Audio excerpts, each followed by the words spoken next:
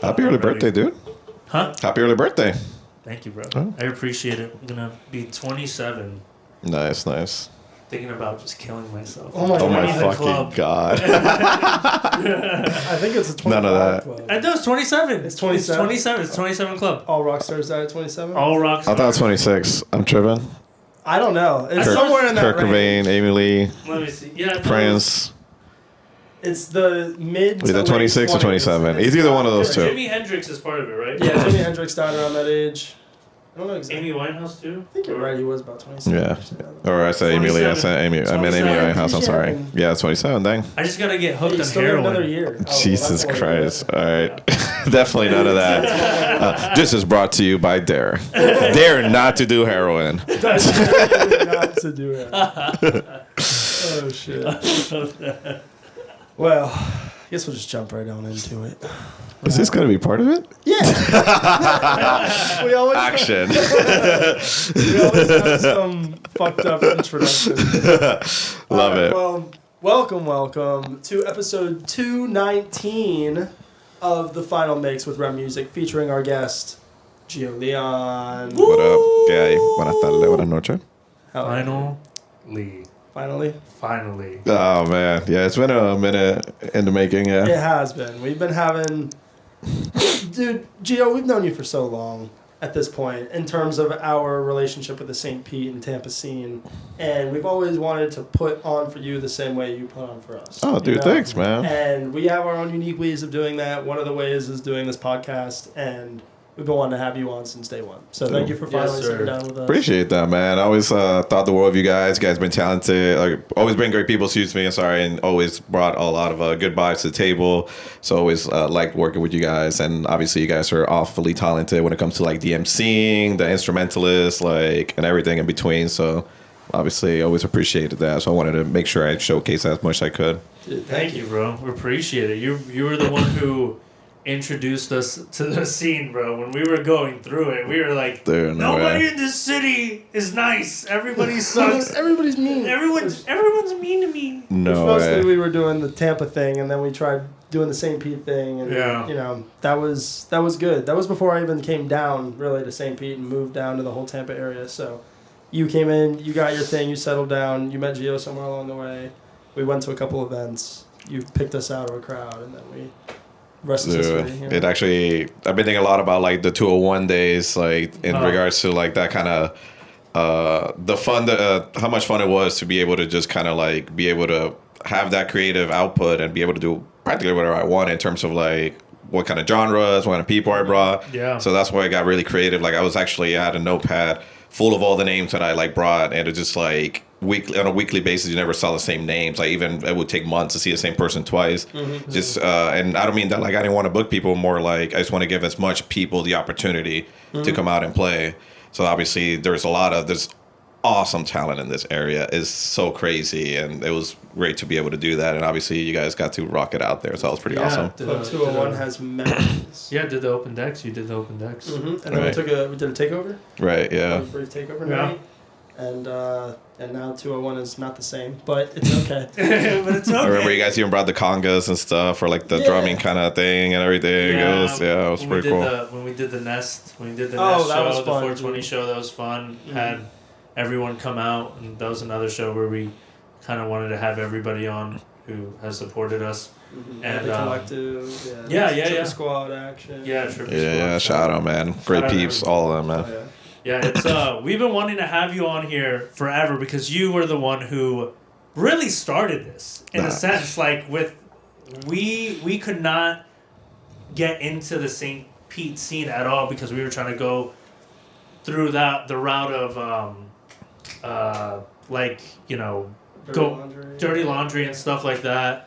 And they were just like not budging at all. We just didn't know where to look. That was the thing. We didn't know who our people were. We were new to the scene. Mm-hmm. Not so much new to the town, but new to management, new to building up a network and stuff like that. And you helped us you were the light in the dark to help shine us onto the good side of the scene of especially the dance music scene and that kind of, I don't want to say the corporate scene, but working into those spots where you're a resident DJ or working into those spots where it means something for you to be in a lineup, like Saigon or any of those spots on the strip. Right, right. No, man. And honestly, I mean, it's the world. Cause that's why I got into it, because I came from a similar situation. Like back in, I started twice in terms of the DJing career, or whatever. Because like in New Mexico, I started from scratch, and then I kind of like established myself over there, played decent venues and stuff like that. Kind of reached what I consider my peak there.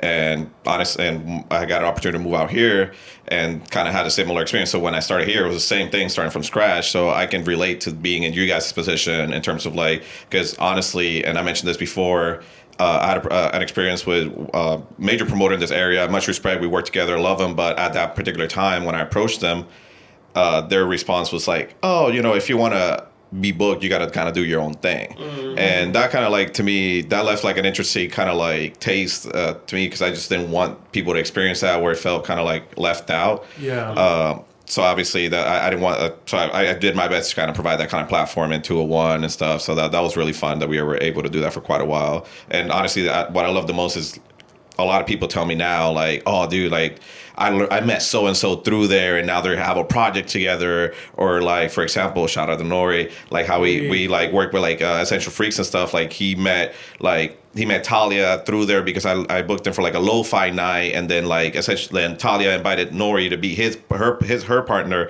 in a back-to-back show with Essential Freaks, and that's how he got into Essential Freaks. That's what I'm saying. So like, there's 1,000 examples like that. I'm not trying to like take credit for anything of it, because honestly, I'm just happy that we are just kind of like, but obviously there's been building of this before. I'm not saying that I started anything at all, but I just love the fact that it's, that somehow contributed a little bit, and that's nice. Yeah, that's all I mean. For sure. Well, how did you kind of tell us a little bit more about that, like your beginnings of the New Mexico and then coming here? How did you even get into music?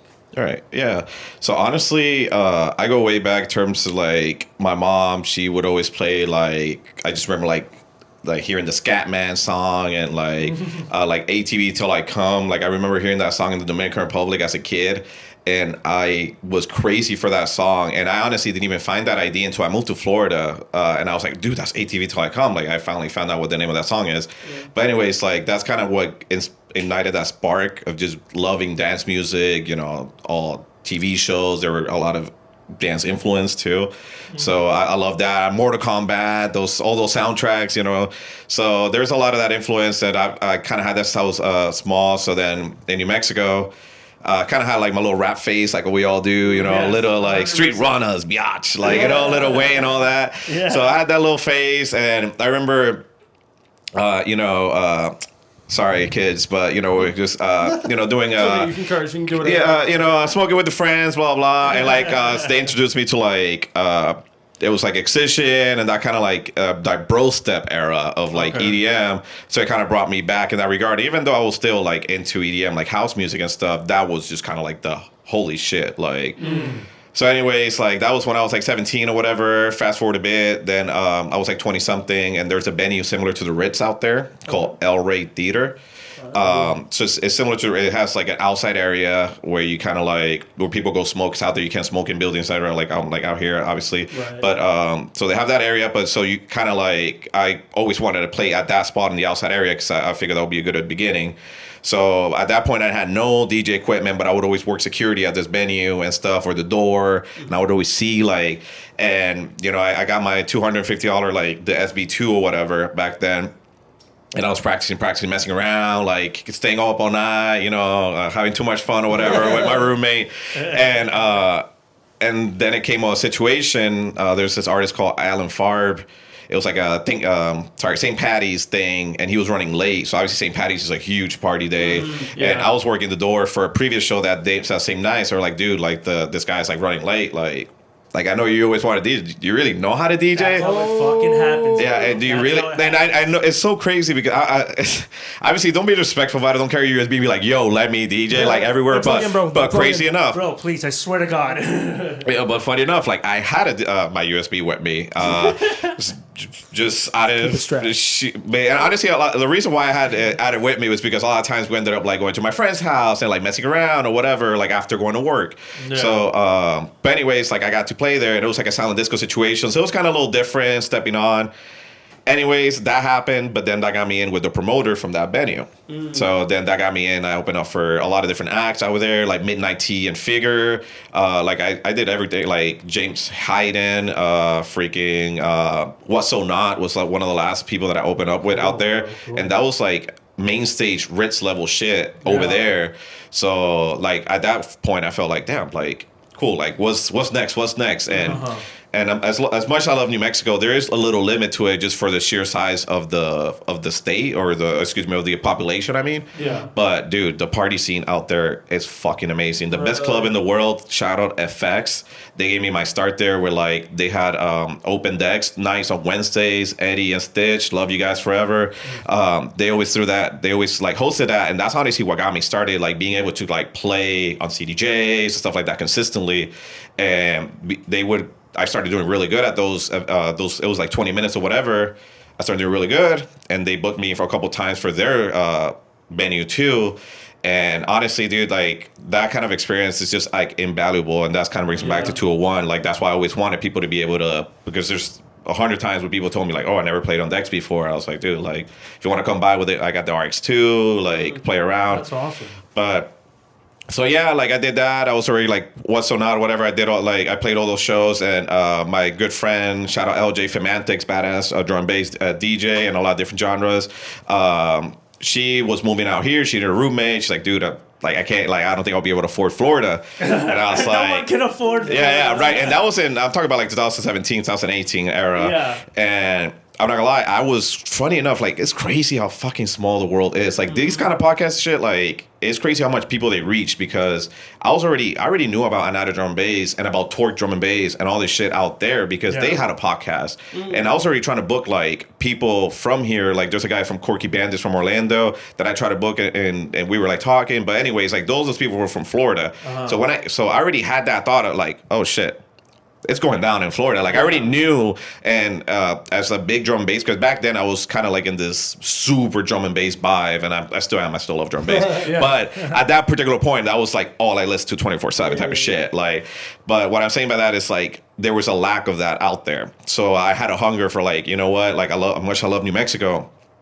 I need more drum and bass, because I would go to Denver and stuff, and I would see it firsthand, and I would like legit fucking cry, bro. Like, oh my god, this is fucking awesome. The scene out there I heard is fucking nuts. Yeah. Like, dude, Denver and shit is amazing. Arizona too. Like, they're all that little area. Even like I said, New Mexico. It's just like they all bring something different to the table. But amazing vibes out there. I highly recommend checking out the scene out there. If you guys ever need I'll recommend some shows, etc. Absolutely.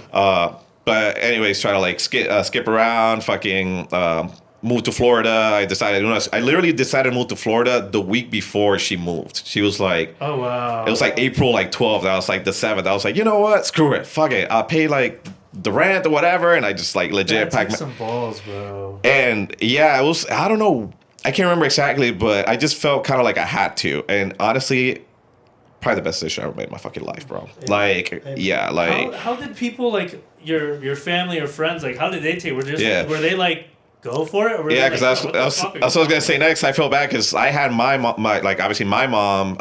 She's originally who took me to New Mexico when I was a kid and shit. We like moved from Puerto Rico, so I had her out there. My little sister, must have been like maybe like 3 at the time, so she was a baby, bro. So I kind of felt bad, but I was already like I was pretty independent. Like she lived like, let's say I live in St. Pete, live in Tampa. Kind of actually it was funny. That's how we live right now. So like we had that distance, so I already kind of felt like pretty like, all right, cool. Like I don't see you all the time anyways. Like I'm sorry, mom. Like this is but thankfully, you know, I moved, and shit you not, like maybe like 3 months later, she packed her shit, did the same awesome. thing. Yeah. She like moved out here. I had her stay at my house for a bit. She got her stuff, and then we like. Yeah, that's dope. That's cool. Yeah. Supporting, bro. It's very supporting. So it was definitely different. I took the jump, but I had a relation to Florida for a long time because I went to high school out here for a year, and for like a semester ish, and got caught being bad. And so essentially I got, they told me I couldn't go to school. Oh my God, I can't believe I'm saying this on podcast. They told me, whatever, it's been like 1,000 years. Yeah. I learned, kids, I grew, and my kid sees this in the future, he'll learn, he knows better. But anyways, they banned me from going to Orange County schools because I was a little too fun. And so I had to go back to New Mexico. But all I'm saying, the only reason why I mentioned that is because I already knew like Florida was fucking cool from back then. Right, and so I already knew. Yeah. Like, so I lived in Orlando back then, so I already have family and stuff. So I was like, cool, like I'm gonna move out there one day. And then that happened. So then I did. And out here, like now we're here, boom, boom, boom. Like it took a minute, like to kind of get established, especially because I was so into the drum bass part. Yeah. Oh so it's just like drum bass. So I was like trying to, and bro, there's not more a tight-knit community than freaking drum bass, bro. Like, I love my drum bass peeps. Shout out Anno, shout out Torque, shout out Waves, DMB, everybody. Like, but, bro, we're, like, snobby as hell, man. Like, the doors are... Heads, bro. Yeah, the doors are very, like, kind of, you know, and it took me a while to get, it was funny, I got an opportunity, no disrespect to Anno or anything, I still love y'all, but I don't care, yo. Those are boy, I have to connect with those guys pretty well over it. Yeah, I love them, they're all my peeps, but it's funny, because, like, Torque, I would go to their Torque shows all the time. I don't know if you guys are familiar. They bring like a bunch of like great acts and shit. They bring like practically the best of drum bass. They did it. They had a weekly for a long time. Then eventually it became a monthly. But they still do great things. But anyways, long story short, they were already booking me for great shows. Like I opened up there for Calix and TV and like a lot of different great acts that I always looked up to. So that was fucking fun. So then like Tampa started noticing like, oh shit, okay, cool. This kid is like serious. Like I would always go to Tampa shows anyway. I'll be like, what's good, baby? Like, so anyways, they gave me the opportunity, got in with DMB for a while. And then the pandemic happened, guys. Yeah, the fucking pandemic. Yeah. The pandemic said, cool, you're doing your shit. Fuck you. Yeah. That's really, I remember that time me and Eli had multiple conversations of like, all right, this is where people are either just going to stop doing music or you're just going to go harder. Yeah. And honestly, I was at a weird spot because, like, personally, like, I wanted to be, like, super safe, like everybody, obviously. But, like, you know, I live for this shit, dude. Like, I'm literally, like, when I was in high school, in every ID and every yearbook picture, I have headphones on, bro. Like that wasn't even like intentional. Like, oh, I'm gonna have headphones on. It's just like that is just that much part of who I. Guys matching your headphones to your shoes. There you go. Like to be honest, I didn't. Your boy had free lunches and shit at school, so no, he actually. Funny enough, yeah, like I actually used to inherit the ones from like the library and shit. They'll be like, yeah, like these ones are kind of funky. I'll be like, hell yeah, bro, I take those, bro. So like. I had these goofy headphones that look like, you know, the computer ones and stuff. Oh my God, that's awesome. Yeah, so I had those. Yeah, like, and obviously I was, like I said earlier, like listening to my mixtapes and shit like that. So what I'm saying is, like, I was so into that, like, when the pandemic hit, it was kind of hard, because, like, obviously for everybody. And I'm not trying to be like, because obviously there's a lot more priorities in life. Don't get me fucking wrong. But music is almost like a medicine and healing. So like music is right up there for me. Right. So literally, like when it comes to like mental health and stuff like that, that's like a major priority for me in order to be able to like stay sane, honestly. Like I'm just gonna be honest with you. Like I could be having a bad day and some songs could actually help with that. It's scientifically proven. Like that's not even me bullshitting. Yeah. But anyways, like I was actually kind of doing okay right before the pandemic, but then that happened, so that was fun. That was a fun little. But that was kind of like a break, because then it kind of like yeah, exactly. Like it made you kind of like see things a little different. And prior to the pandemic, it was more like, oh, cool. Like I'm here. Like I'm trying to make my mark. But then after the pandemic, I thought of myself more like, cool, like I want to like make more friends that do this shit, because I would honestly be posting all the time, like me DJing, like, hey guys, like I'm here, blah blah blah, like come through, like let's DJ, and I'm just kind of there was that lack of reception or whatever. Yeah. And I get it, like I had to find my people. You know how it is. We're putting our antennas out there. So anyways, like the Tool One opportunity came kind of funny. The mother of my kid, funny enough, she actually. She was good friends with the bartender at the time that worked at 201. Good guy. He's always at all the shows. Dan, he was a bartender. He was always like, dude, I love Chris Lake, blah, blah. We'll always be there. And I was like, I mean, I fuck with Chris Lake, bro. Like, I'll play some Chris Lake. Like, let's do it. Like, I mean, I'll set up a table here, whatever. And He's like, oh, bet. He's like, I can't pay much, bro. And I shit you not, bro. And the reason why it was hard for me to pay y'all at 201, bro, for like the year and changed for the like, it took a while, bro. Like, it took like at least 8 months. I was at $50, bro. Mm-hmm. 50 fucking just bucks, for you bro. in your pocket, like and even then, a lot of times I had people that asked for money, so I would legit go negative, or like I would like pay for Bill's drinks or whatever. And honestly, I didn't have an issue with that because it was fucking fun as hell, bro. Yeah, bro, it was fucking fun. Like, honestly, yeah. Like, I had a great time. Like, sometimes where release parties, we'll pull out a freaking bottle of champagne, like, and shit. Like, we had a good time. Like, I honestly, and that's what I wanted. Like, a thing where it felt like where people come get out of work and just kind of like chill and just like not worry about shit and just kind of maybe start the weekend fucking early because like let's get this started type of thing. And I love that, honestly. It was but yeah, like I started doing 201 right after the pandemic. It got me, honestly, I got to meet Tomorrow's Vibes. Like, you guys might be familiar, Toby, right? Yeah, Toby. That's kind of like I met them. Actually, I met them at camping. So then I met them at camping. I was like, dude, like, you guys from St. Pete too? Like, freaking Danielle, shout out Danielle, much love, everybody. Dre. I was gonna say, who is in it besides Danielle and Dre? I don't know about nowadays. I'm not gonna lie, I don't keep up with the politics of the scene, all the homies and shit like that. But I know, I'm not sure, honestly. I'm not gonna talk out of my ass. But back then, it was Dre, Danielle, Tyler, aka Sandori. Goes by a different name now. I'm so sorry, homie. I can't remember right now off the top of my head. But yeah, it was good vibes, and they fucking. We met at camping. I was like, oh, you guys are from St. Pete? Cool, hell yeah, let's do this. And I booked them literally the next Thursday after camping. Okay. Like, this was, I think, the original camping or maybe the second one. Which, by the way, RIP camping. But RIP camping, bro. Holy shit. How you fucking drop the ball like that on the best fucking brand ever? Dude, anyways. Silver platter. Anyways, bro. Like, but yeah, like, so I did that and we were doing like 201 for us, and then I started working more with Tomorrow's Vibes. Obviously the beach stuff happened. So that kind of helped me, like, I'm not gonna lie, that kind of got my name out a little bit. And I think what really got my name out was that fucking the Ritz. Obviously, like, I went to a show to go see Kyle Watson, which is funny. My dog is named after Kyle Watson. Boo! Yeah. Like, for real, like, I ain't even fucking around. But yeah, like, I went to the Kawasa show, and like right after the pandemic, and I brought my vinyl because he has only one album, and I fucking got that bitch because I've been a fan of Kawasa like forever. It's like literally before he traveled the U.S. Like, now look at his shit, he averages millions of views. He's got a lot of plays now. I fucking called it, bro. I fucking called it. But anyways, long story short, they saw me out there, and like fucking Kyle was like, dude, like, yeah, like, bro, come here. Like, he knew because he met me. I met him at Denver, and I met him at Florida and Orlando in like 2018. So he knew who I was and shit, bro. Like, and honestly, it's not one of those things, but it's like, lesson here, guys.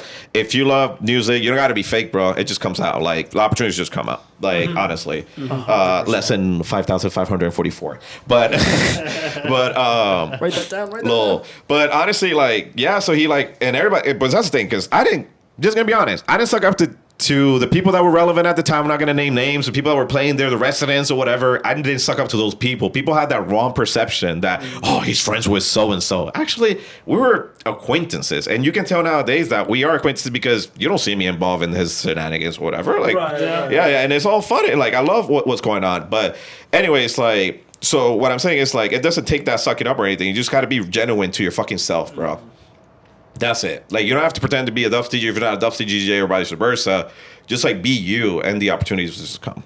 But anyways, like, that happened, and they saw me doing that, and then they were, apparently somebody at the Ritz was kind of impressed by that, and they hit me up. They had me open up for Taiki New Light, like, maybe like a week later. Ooh, yeah. What year was dude? This was... I think it was like maybe 2021, like right after the pandemic, yeah. So by then you're already kind of getting into the Ritz and stuff like that. Yeah. So that was a fun era. Cause honestly, bro, I'm not gonna lie, and this is a maybe unpopular decision, probably an unpopular opinion, but I personally love the fuck out of playing that Red Room on the side of the Ritz more than I did playing main stage. Yeah, bro. And because the crowd is like, the energy, bro, it's like right there, bro. Like, they're like, they're not in your face like that, but they're like right there. Not like meanwhile, when you're main stage, you feel like you're isolated up there, like type of thing.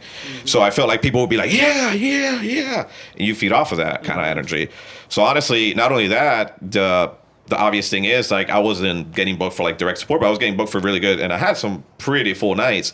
But it was easier to get a full night on that small room. Obviously, it get packed real fucking good, and obviously that's not what it's about. But let's just be fucking honest. It's way funner to play to a full room. Like let's just be real. People, and I would rather play for a room of 100 people that want to be there and want exactly, to be there, than 1,000 people that are just like there for the vibe. Yeah, exactly, yeah. Like, and no disrespect to like the Ritz, they got what they got.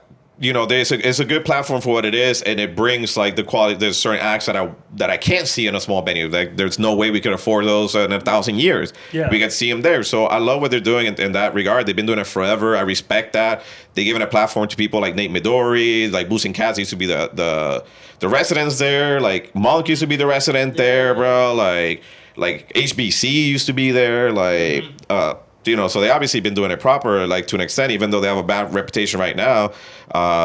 Honestly, respect regardless, bro. Yeah. I mean, they've been there forever, bro. Yeah, man. And honestly, like, if there's a good ass act and it's not gonna be super, super packed, I'll go. Yeah. You know what I'm saying? Like, fuck it. Well, that's the problem is they'd be booking acts, and everywhere's guilty of this. It's not just the Ritz, like Bayshore, the new Big Hair Sound. Yeah, right. The same thing. They hack their shit out, and it's like not enjoyable.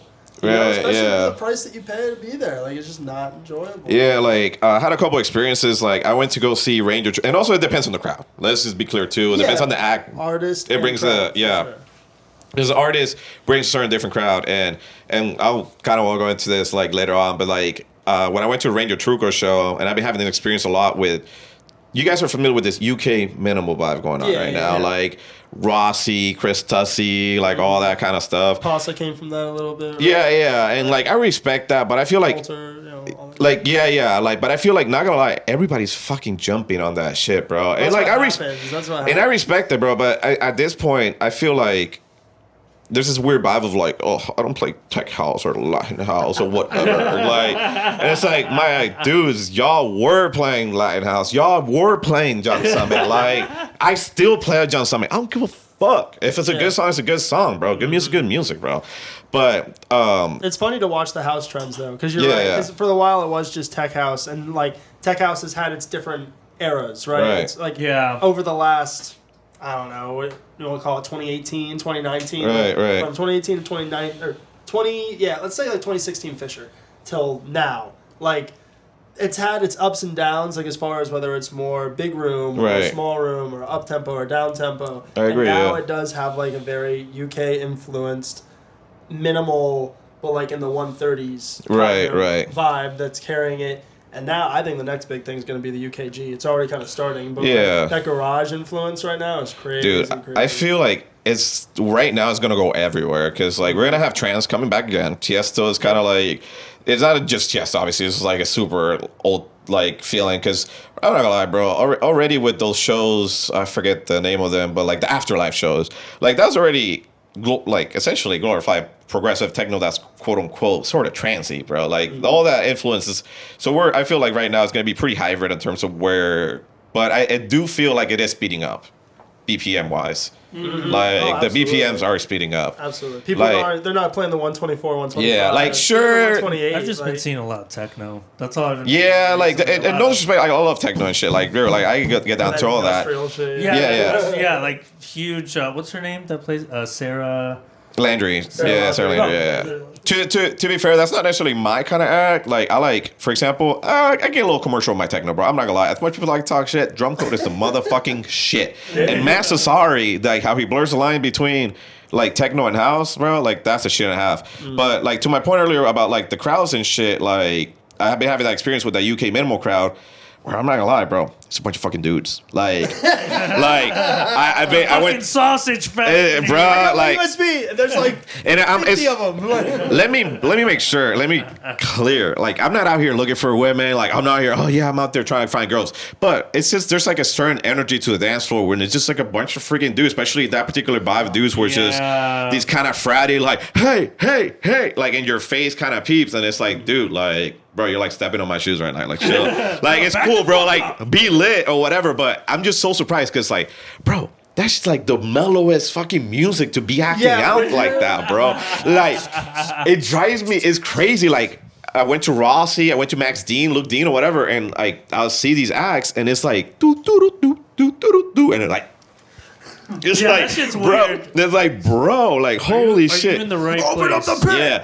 Yeah, and I'm not talking like, dude, do you be happy, whatever. Like, but Like, at least, come on. But there's like a certain like level of like when you walk through the crowd, like instead of saying excuse me, it's just like get the fuck out of the way kind of vibe. Like, Yeah. anyways, Checking people. all I mean by that.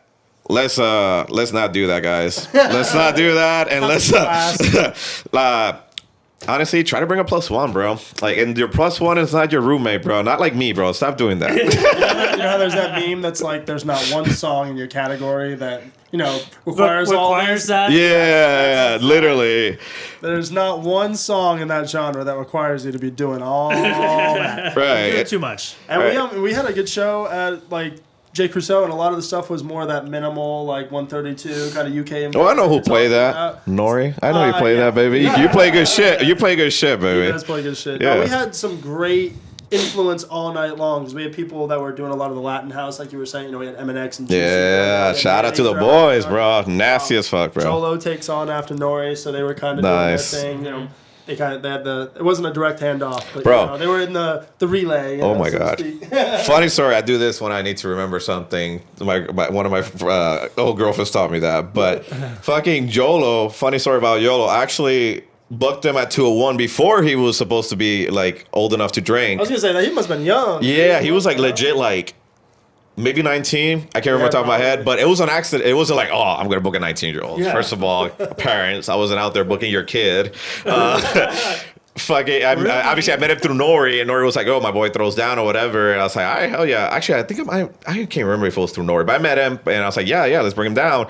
And he played his set or whatever, and then security's like, you know that kid you booked? He wasn't old enough to get in, right? And I was like, oh, really? He's like, yeah, nah, dude, he didn't have an ID, but because me and security were really tight, and obviously me and the venue had a good relationship. Like I made those fuckers money, obviously. See him with a beer in his hand. Yeah, like exactly. Literally, essentially, that's what he was telling me. Like, hey, man, just kind of heads up. Like, just I can't get in trouble for you. I was like, oh, bro, I totally get it. Okay. But anyways, I thought it was a funny story. Like, fucking how small the world is. Like, he was a freaking baby.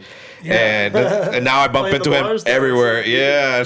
And what's funny, I actually bumped into him somewhere not even long ago, and he finally had turned 21. Literally. Oh literally that day I bumped into him at a bar, and I'm like, you fucking, yeah, literally, bro. I was like, this is crazy, bro. Like, I swear this is the universe. Like, fucking. Looking him almost 2 years prior to that. That's cool. Yeah, that's but cool. anyways, funny story. I had to mention that before I forget. That's a good story. That's what we're all about. But yeah, I don't know. We were just saying how, the rowdiness, right? Like, what was nice about having the intimate venue of Tampa Club with the artists that we booked and the people that they chose to put on their guest list and the people that chose to buy the tickets. Thank you guys, everyone, for coming. Thank you. Everyone was very like respectful. You know, there wasn't any of that pushing, that shoving. Yeah. There was one stupid ass dude that ripped off. There's always one stupid. There's always one. Idiot. There's always one stupid dude. Bro, one stupid dude. I want to bet it's the same guy who did both things. One person threw up. Oh God. I never even saw that. No, because Justin said so. The throw up that supposedly happened was like pre-throw. It was like clear. There was no chunks. It was you didn't eat anything, bud. You didn't eat anything. That's the problem. There's proof. You ate nothing. So cleaned it up, and then somebody went to the guy's bathroom and literally ripped off the toilet paper holder, like a stainless steel. And they stole the evidence. They stole it. What do you do? They smuggled it out of there. What are you gonna do? Who are you gonna show that to? Who are you gonna show that to and be like, oh, guess what I took? I didn't think we invited anyone like that to our venue. We did not. Someone got in there and did Whoever some you damage. are. But we also have a good relationship with our venue. So, that's nice. Hopefully that doesn't influence our ability to have another one there. But the point was, it's nice when you have a smaller space with a better crowd, with more reasonably or appropriately acting people, I guess. You know, they understand the assignment, so to speak. So I don't know. It's interesting going from venue to venue and trying trying to curate your own vibe and your own crowd. Right, I agree. Venues and stuff like that. But I enjoyed all of your work at Club 201. And I know you've also done some work at the Nest, so... you've thrown shows at the Nest yourself, right? I worked with the Collect and stuff like that. We brought Drew Daps a while back. That was actually one of the first shows after the pandemic, and it was funny. I'm talking shit about that, and I'm actually one of the people that brought that minimal vibe ish. Like I didn't bring like the first, but I brought Drew Daps like right at like it must have been like 2021, and he's like right on that. What I will call elevator music house over here. Elevator music house. But it's great stuff. I was really groovy. I done some of that. Honestly, like, I'm not gonna lie. And I think this is it can be a blessing and a curse because the people that are like super tight knit, like that don't let outsiders in, they don't let me in because they're like, oh, well, this guy works with too much people. That's kind of like the vibe I get. Kind of like, and I get that because you're building like a thing. You want to have like the right people on it and things like that. So I totally respect that. Like I understand like where I fit and and where I like to shine. And honestly, like this scene has given me a lot of amazing opportunities, and it's been pretty awesome. And like now I've been elevating. Working things a little bit differently with my experiences, like I've been working for a marketing agency for almost 2 years now. So that kind of got me like a different perspective of it. Like, it's not like I have some sort of formula to make people blow up, but I have had like some pretty fun experiences where things have worked out. Right. And for example, like, I mean, one of the people that wouldn't care if I'm throwing numbers, for example, season 4, we had like a last... Talk your shit, bro. Talk your shit. Yeah, thanks, dude. So season 4, we had like one last marketing campaign towards the end. And mind you, like our assets, stuff like that, we're just kind of like work in progress. Like we're trying to build up some things. And all things considered, like we got, I think it was like a $600 budget. I made him $30,000. Wow. Like directly. Wait, was from that a 3 or 30? You said 3,000? No, 30,000. 30,000. Yeah, so it was like I think 600 times 50. It was the return on ad spend. It was 50. So yeah, 5,000% return. So yeah, so that was. It was kind of like that's pretty good. That's pretty good. Yeah, and honestly, and shout out to them because what they're doing is a great experience. Like obviously, the experience should sell itself, bro. You went. I remember when I invited you. Was a great time. I already got my fucking reservation for season 5. Nice. Because I remember I invited you. Like I told you about it the year prior to you getting booked, and I was like, bro, this is like a cool experience. You're like, bro, like I'll go out there even if I stay in my truck, and I was like, bet, because I don't got space, but yeah, like he likes sleeping in the truck. Yeah, I know. He's I like that. I like that. And he doesn't sleep inside the truck. He sleeps in the bed of the truck. In the bed of the truck. I just put the sleeping bags out. The stars were out, man. I love that. It's beautiful down there. That's how we do it in the desert. Not gonna lie. Like like. Fuck yeah. Wakes up in the morning, people are just staring at you. I don't think you could have done that this year. Security was a little tighter, but last year was unique. I guess we're talking about at this point. But yeah, like I remember I told you about it, and you knew right away. You're like, dude, this is like a cool experience. So what I'm saying about that sells itself too. Like I know that's like pretty cool, but because I had a lot of experience with doing other kind of niches, like being able to prove it on dance floor. Because I work with drum and bass shows, stuff like that, and to be honest, drum and bass is a hard one to like sell consistently. Yeah. There's obviously been pretty successful campaigns, but some like not so not, but at least the people that I work with, they know. They're like, bro, like I see my ads everywhere. Like you're doing everything you fucking can. Like this, like you're doing everything right. Like all people are seeing these ads from the people that I want to target. Like this is great. But anyways, like having that kind of experience kind of makes me want to kind of try different things now in terms of like I'm more selective on what I want to work on. Like right now, like obviously season 5 is gonna be my big. Season 5, 6, 7, 8, 9, 10, 1,000, baby. Like to the fucking moon. Like yeah, like we'll keep going that shit. I love Zach. I love Jonathan. Fucking working with them is a fucking 5.5. Like I want to obviously keep doing that. I want to explore different shit. Like honestly, we just got booked for like this thing. These people from Vegas that do EDC kind of afters over there. They did one over here. It's called Epiclandia. And honestly, bro, like all things considered, like these people weren't even from here. They like asked help. Like, was funny enough, I ran some of the marketing through Essential Freaks, like because we had no ownership of their shit, but we were like, well, we're gonna do our due diligence, try to bring people out. Right. And the first night apparently they didn't do too well, but the second night, which was the night that I'm not unintentionally, but just that was the night that we were playing, and that night started popping. And Nice. anyway, so like I think we kind of like set the fruit a little bit, or like set the seeds to kind of maybe bear fruit in the future. Cause dude, their fucking production, bro.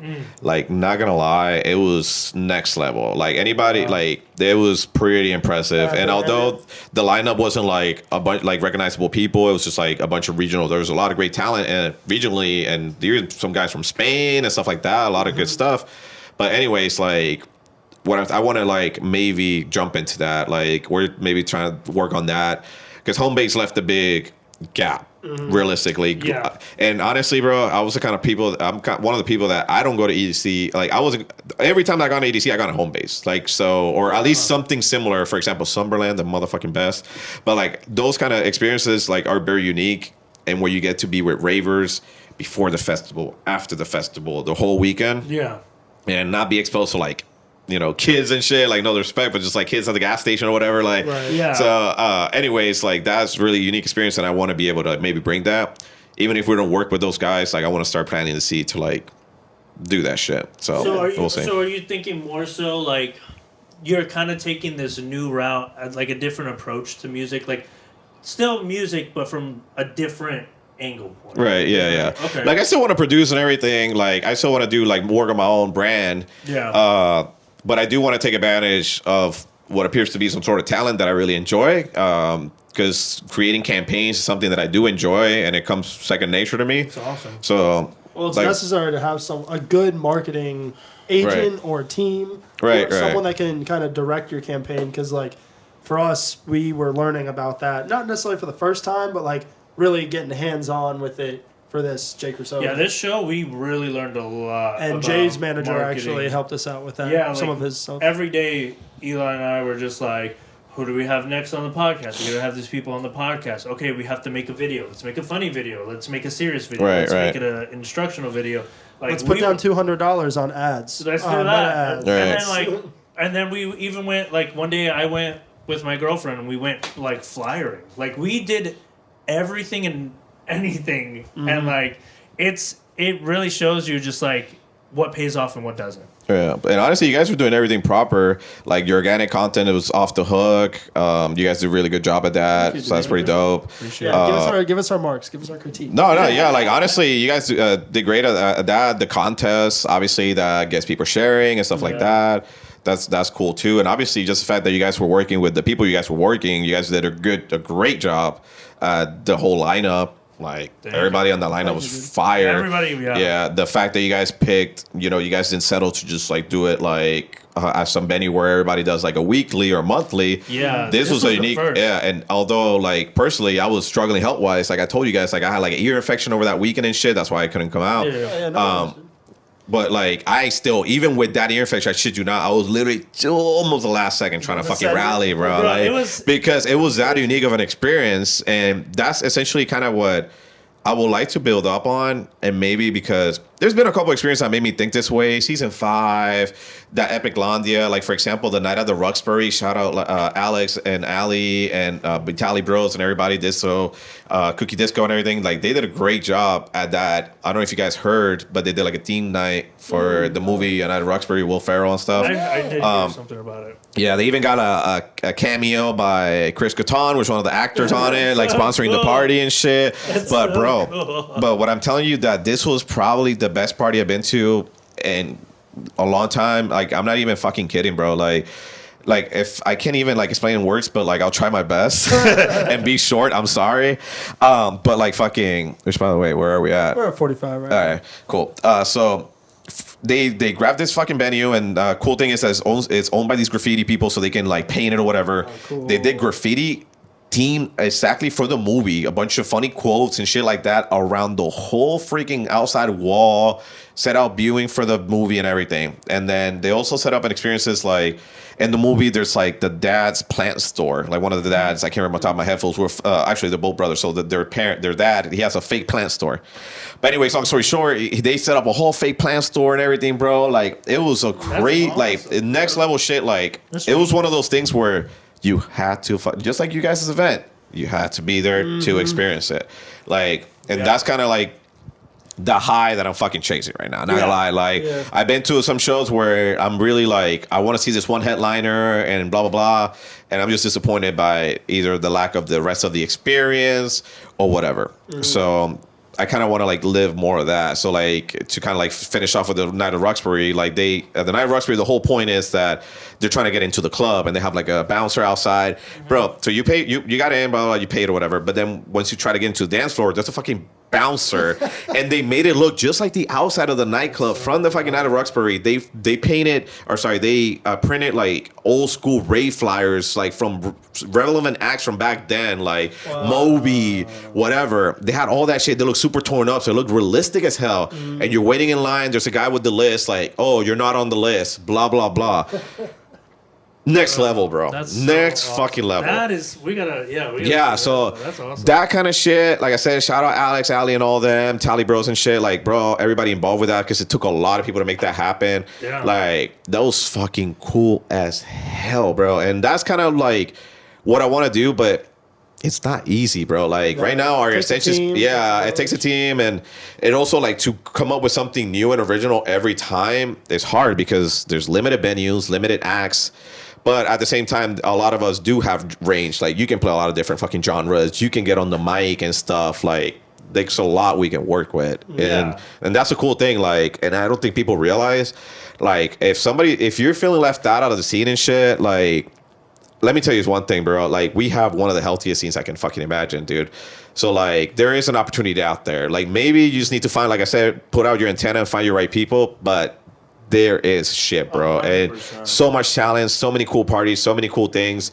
And like, if you're not satisfied or happy with this area, I don't know what the fuck to tell you. You're bro. Just not looking in the right places. We went through a really rough period. And and that was right after the pandemic shit. So things were kind of weird. But I'm telling you, like right now, this particular point, you're right, bro. Right. Between Desire and shit, like I can name like at least 10 like relevant ass producers right now off the top of my head. Like obviously Jay Cruzo, MNX, like fucking all those people are legit. Like just follow a few DJs and just go to a few of their events. Yeah, literally, and all those people are getting releases, and like some of the biggest label getting played by some of the biggest people, and like obviously Kyle Kinch, like bro, the level of fucking talent here is insane. Yeah, you want to get into Kyle Kinch, Taylor Lace. Like Taylor Lace, obviously, like everybody that plays on Desire for the most part produces great music, Goss, all that shit. But anyway, so it's a little bit of that. It's kind of what I want to focus. But essentially, if I want to be fucking honest, bro, I want to do a Dirty Bird ass motherfucking party. That's what it comes down to. Dirty Bird and Desert Hearts for life. Because I'm not gonna lie, bro, I just want to make quirky, just fun, like where people just go in with a fucking cowboy hat. Like, some people might think it's fucking gimmicky. I don't fucking care. Because honestly, bro, that's what got me into house music, bro. Like, I remember like walking in to like one of the first Dirty Bird shows back at FX in Albuquerque. Like, I went to go see like Claude or Ardalon, and everybody's just like wearing these quirky outfits and feathers, and the vibe is electric, bro. And like I'm even getting emotional, bro, talking about it because, bro, like we don't fucking have that here. Not gonna lie, we don't. We have some things that are pretty close to that, but I think we're kind of very snobby with like what we listen to, and it's like it has to be like very deep house and blah blah blah. And I'm not gonna lie, bro, I want to listen to dirty ass motherfucking synths, bro, like some nasty shit, like that good shit, like whether it be Justin Martin, like shout out Justin Martin came recently, shit like that, like Claude, Ardalon, all that shit, like that disgusting, that shit that makes you like think outside the box, like damn, like what the fuck is this? How did they make this shit? And honestly, that's the shit that fucking makes me alive. Like that's what literally gets me alive. And I'm not gonna lie, bro, camping being such a fucking disappointment, bro, in terms of like how the experience. I'm not gonna lie, I still had a great time. It's different management. Like I'm not gonna lie, things didn't go as according to plan because I went in there because the previous ones were so fucking the best parties I ever experienced in my life, my best festival ever. This one not going according to plan, obviously wasn't the best. So I kind of left with a sour taste in my mouth, like now I'm on a fucking mission, bro. Like now either I'm gonna like talk to like somebody like Darren Scott, like bro, he did a fucking thing called Darren Scott, shout out to him, bro. He used to work with Home Base, and they're like suing each other and shit. But long story short, he did Slumberland, and fucking he did 21 plus only. Home base kind of, it was like a home base kind of experience. Like I wouldn't, fuck that. It wasn't a home base experience. It was its own thing. It was house music and techno and that kind of shit. It was completely different, but it had Sebastian Coolidge, who is a local artist. I'm not sure if you guys are familiar, but he's from Meow Wolf, and Meow Wolf is a psychedelic ass fucking place. Meow That's Wolf, yeah. So, anyways, they fucking obviously had a bunch of psychedelic installation where people were dressed up in costumes, projection mapping on the walls, everything. But anyways, that is literally a goal. Like they obviously when you do something like that, you take a lot of risk. It could be a lot of loss. Yeah. But anyways, I want to work with those kind of spirits to kind of like build that type of shit. Something like that. And it's always risky. Like whenever you're doing something brand new or something original, the thing is you have to convey that to people that this is something different. And people have to appreciate it. Like when we, even us doing the Tampa Club, like no one's ever done a house show. No one's ever done a show there. Right. People didn't know what it looked like. People didn't know where it was located, and we had to convey to people. And I think we did it pretty well. Of like, bro, this is something different. If you guys want something different instead of everything that's played out, you have to support. You have to support. I agree. These kind of ideas, and it's kind of like this thing where you have to like make people believe in it. You have to, and then once they get it and they see it, they go to that first one, which like, it's always cool to be at an event that's the first of its kind. Right, Be like, I agree. I was there. I supported it, and now it can happen more, and we can be more creative and stuff. People have to just like believe and like put into original ideas and Right. You know what I'm saying? Yeah.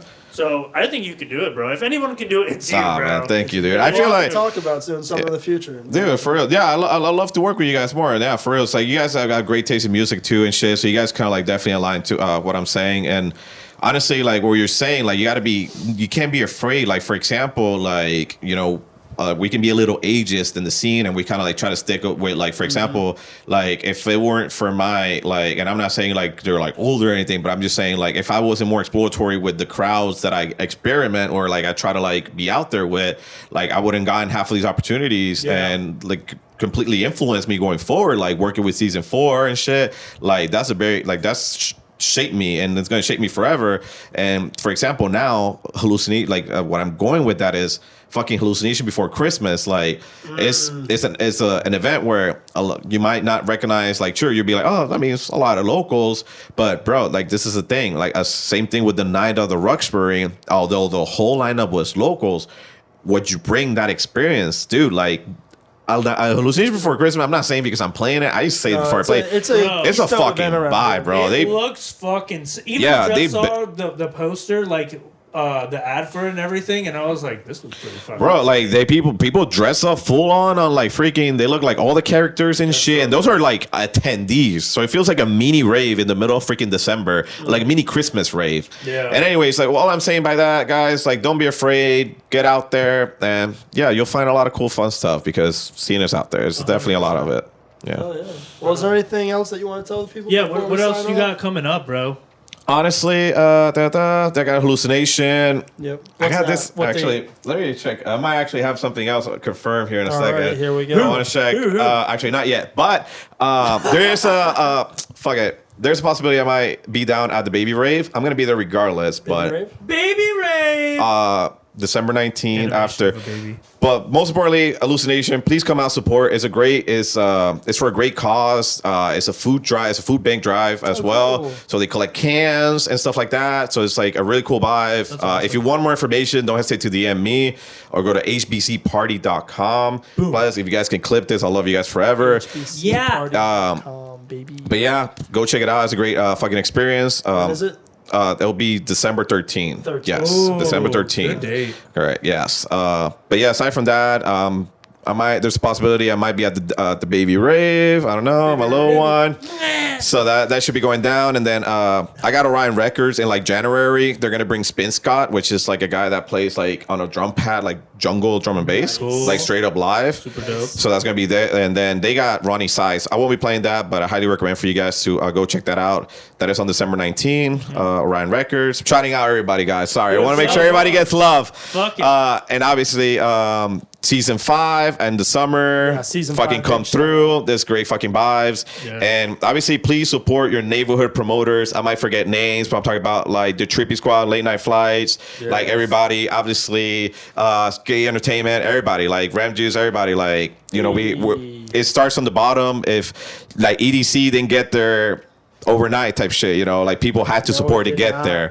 So please, chill the fuck out. Yeah. So please support it, big, small, whatever, even your neighborhood bar, tender, whatever. Just like keep the scene alive because it's grim out there, guys. Like a lot of businesses are not doing good, not trying to be grim and shit, but just like, you know, want to keep this bitch alive. I think right now there is a wave of.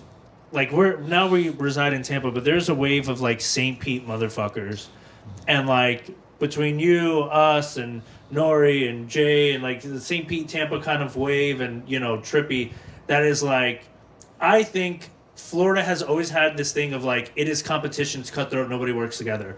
Right now, there's like this momentum between everybody, collective mind of like. We could really put Florida up there. Yeah. Like, break through this shit. This is it. So if you're not with the fucking tide right now, you're gonna get rolled over. You are not one crew. And real quick, honestly, what it comes down to, we were all dancing together in the same fucking dance floor, in the same beaches, and the same fucking venues and shit. And like we're literally been doing this for like some of us, we've been seeing each other's faces, same venues for like 8 years, like or and change. Yeah. So like it's kind of nice. We're all grown together. We all kind of like have all these passions and ideas. And it'll be nice to like see it into fruition, see what the city keeps growing into. 352-727-813. All those. 867-5309. Last question, real quick. I know Yeah, we're of course, ending man. it. I want to ask you this from the beginning. Your father, how did that change with your music and everything? Good How did that? question. Because that was a big change. I remember when you told us like, "Hey, I'm going to be a." What changed for you? Everything for sure. Like it definitely, it was an experience to like process it. I'll admit, like it wasn't like something that I was necessarily planning on per se at the time, but it was a blessing nonetheless. I'm really happy about everything. But it was definitely took, I won't sugarcoat it. It took a lot of like waking up because I was like I was kind of living a lifestyle. Like it was, like I found out I was going to be a father around the same time that 201 closed, and I had a long time job that didn't work out during that same time. So like it was just like very like so essentially like I was made. I had to like whatever departments I was lacking growth in, and obviously I still need to work on a lot of things. It definitely pushed that envelope, and so now I'm not gonna lie, like it kind of brings, it kind of does. It's a blessing and a curse, and I mean it's a blessing in every way. Like I love being a father, but I'm saying.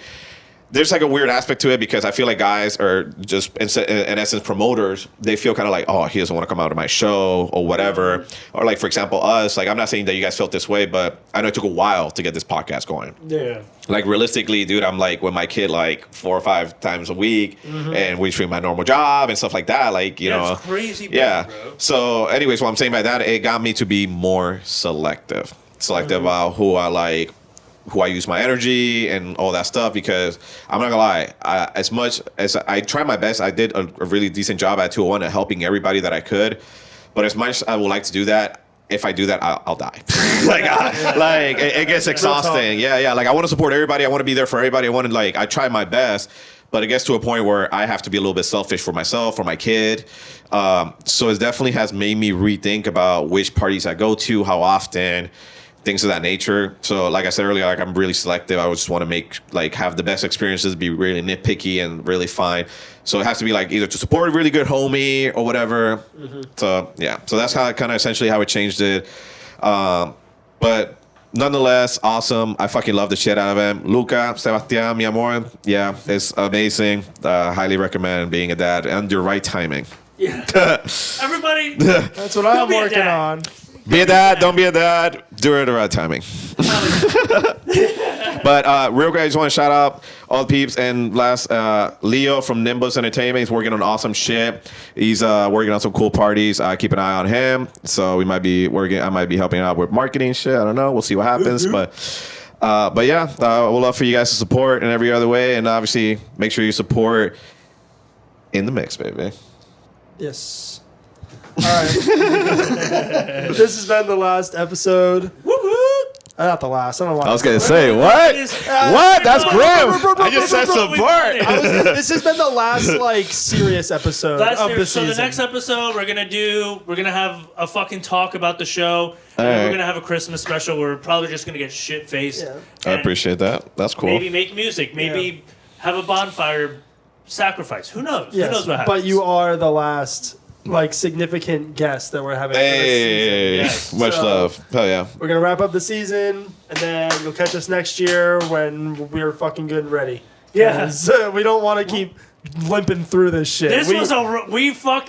This was rough. This season was a little more rough than we anticipated, but it's all right because next it's all about consistency, like we talked about, and we're gonna be better for y'all. Oh my god! So thank you for sticking with us throughout this year, and 2026 is gonna be our year, baby. Oh my god, 2026, bro. 2026. Jesus Christ.